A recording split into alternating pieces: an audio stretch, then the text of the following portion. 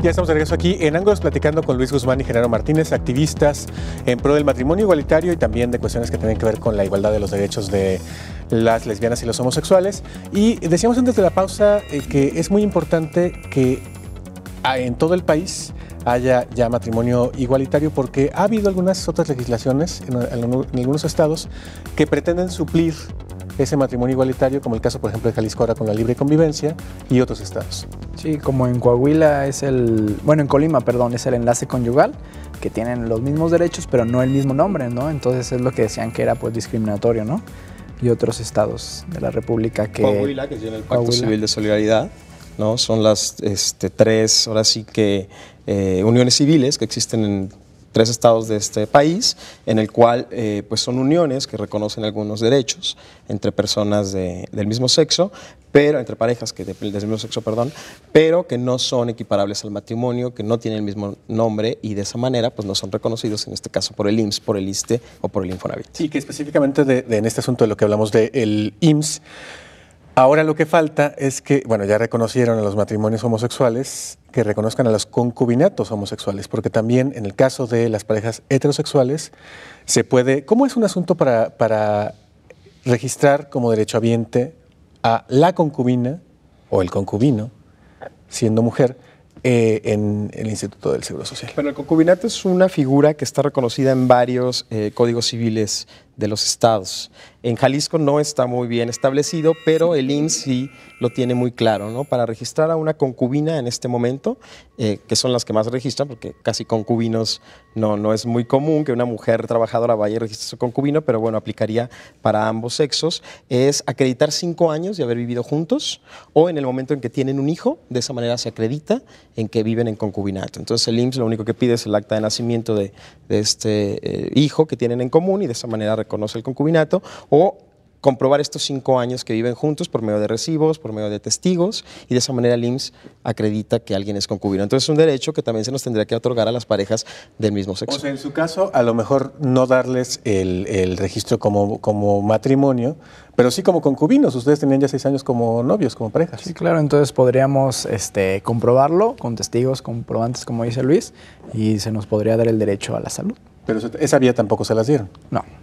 No, ni lo solicitamos, pues, porque veíamos como que el IMSS no lo iba a autorizar, pues.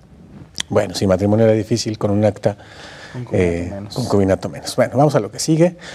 Decíamos eso, ¿no? Que solamente en Colima y Distrito Federal cuentan con la figura del matrimonio como tal para los homosexuales, y en Colima solamente en algún municipio donde la alcaldesa, con una interpretación, por cierto, el mismo que hace la Suprema Corte de Justicia de la Nación, que es del principio pro persona de la ley, permite que haya tal cual matrimonios homosexuales. Y ahora sí vamos a la siguiente parte de la charla, porque de lo que pasa en México nos vamos a ir a lo que sucede en el mundo. En este momento están los Juegos Olímpicos de Invierno de Sochi, allá en Rusia, y se ha dicho cualquier cantidad de cosas con respecto a si es en este momento el país más represor de los homosexuales y si a Putin habría que quemarlo en leña verde justamente por perseguir homosexuales. Vamos a ver cómo está la situación por allá.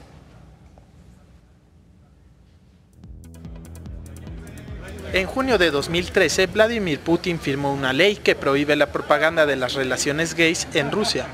Es importante mencionar que dicha ley no hace mención explícita a relaciones homosexuales y se refiere a estas como relaciones no tradicionales. Sin embargo, la misma no especifica lo que no tradicionales significa exactamente, ni tampoco las pautas de conducta que los ciudadanos rusos deben de evitar. Esta carencia de claridad ha propiciado lagunas legales que a su vez promueven criterios subjetivos sobre lo que es una actitud gay y lo que no lo es. De acuerdo al presidente ruso, la principal meta al implementar esta ley es alejar a los niños de cualquier riesgo de pedofilia o desviación en su correcto desarrollo sexual. Sin embargo, esta visión tan solo incentiva la perspectiva deplorable de que perversión y homosexualidad son sinónimos.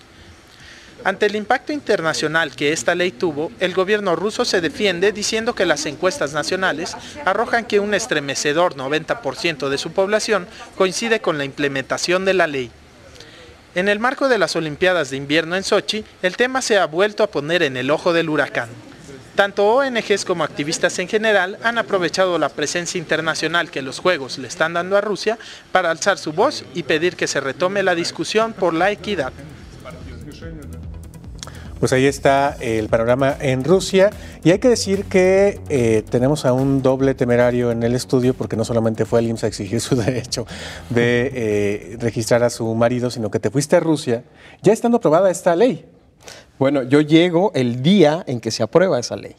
Yo llego a Moscú el día en que aprueban en la Duma esa ley. Era una ley que desde antes había causado mucha polémica. Incluso ese día que yo llego me doy cuenta que a unos pasos de mi hotel había unas protestas pues de activistas por los derechos gays.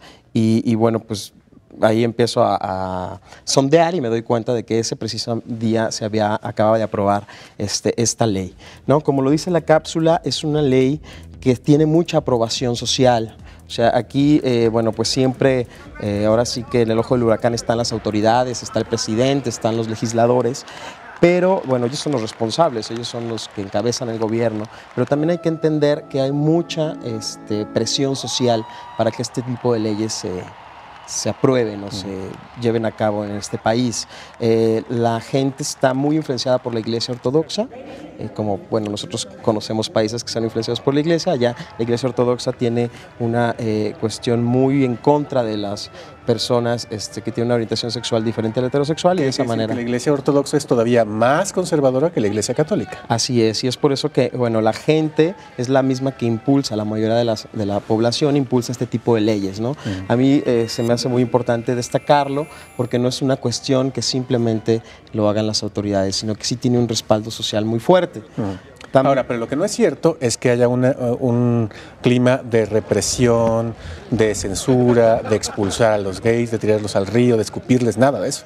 Bueno, mi percepción no es así. De hecho, yo fui a una cumbre del Grupo de los 20 representando a México con un tema pues que era los derechos, ¿no?, de las personas que no tenemos una orientación sexual o más bien diferente a la heterosexual, y ellos sabían que yo era un gay que hacía trabajo en México por los derechos de los homosexuales y de esa manera me invita el gobierno y permite que yo esté ahí. O sea, no hay ese tipo de persecución. Lo que ellos de alguna manera no quieren es que los niños, porque en esta ley hablan de los niños, pues que los niños se enteren de lo que hacen las personas gays, que sí es muy lamentable. También lo que es muy lamentable es que las protestas pues en la calle de las personas homosexuales sean coartadas, que los golpeen, que se los lleven arrestados, pero no hay una persecución como tal a los gays. O sea, en Moscú, al menos lo que yo conocí, pues hay lugares de encuentro gay, hay antros, hay restaurantes y los gays viven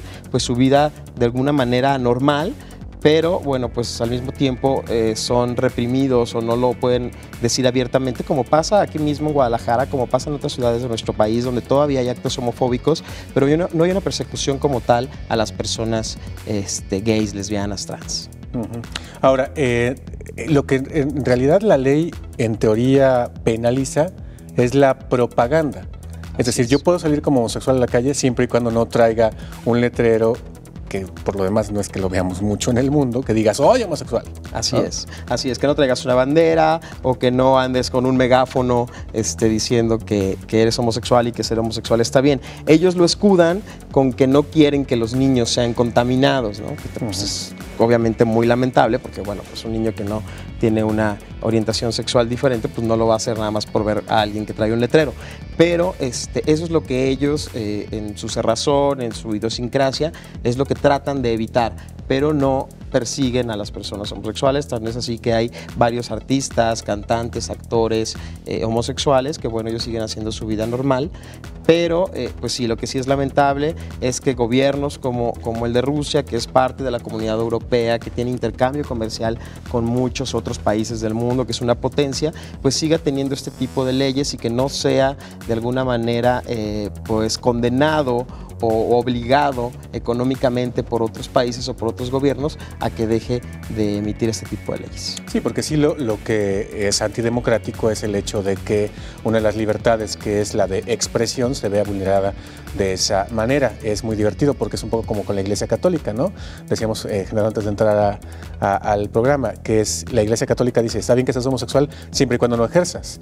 En el caso de Rusia sería, está bien que seas homosexual siempre y cuando no lo muestres, ¿no? Claro, sí, que no andes así gritándolo con las banderas, como se ha visto ahorita en las noticias, ¿no? que a muchos activistas, y más porque ahorita Xochitl está en el ojo del huracán, ¿no? Los medios están